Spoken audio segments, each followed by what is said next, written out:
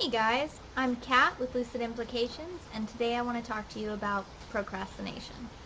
So I'd like to start getting into more serious topics in my future videos, but first I wanted to do a kind of spin-off on my video on perfectionism. So I think most of us can agree that procrastination and perfectionism kind of go hand in hand.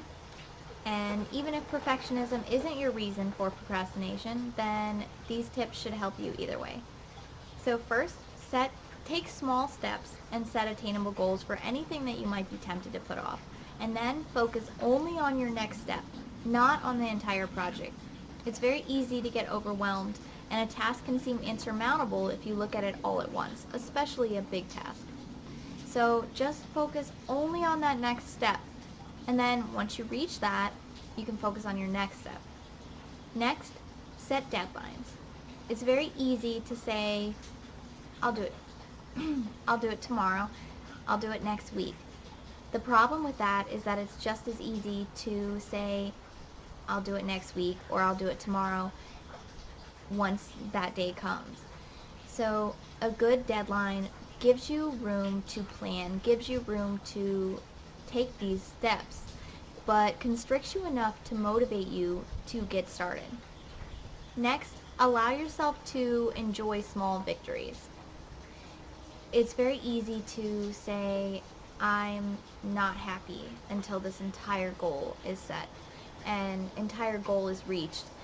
But as a good example, I have been smoking cigarettes for a few years, and at my most, I was up to about 45 cigarettes a day, which I think everyone knows is very expensive and certainly not good for me. Pretty recently, I decided that I wanted to cut back to, maybe 5 cigarettes a day. Eventually, I'll probably quit, but for now, I'd be happy with 5 cigarettes a day. So right now, I'm down to 15 cigarettes a day.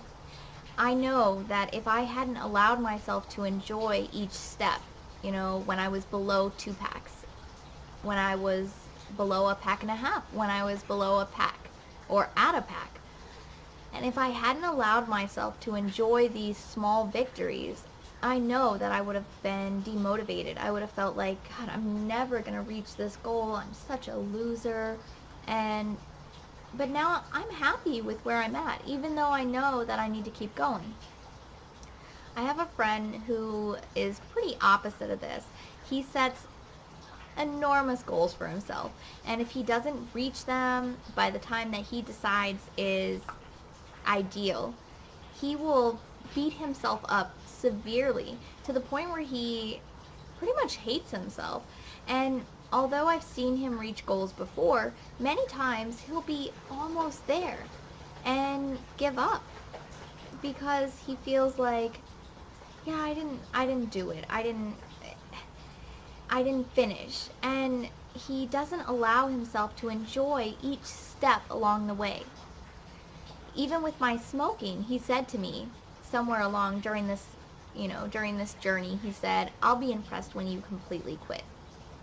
And I said, I'm pretty happy I've cut my smoking down to 33% of where I was before. I think that's something to enjoy. I think that's something to pat myself on the back for. And I know that I would have been unmotivated if I hadn't.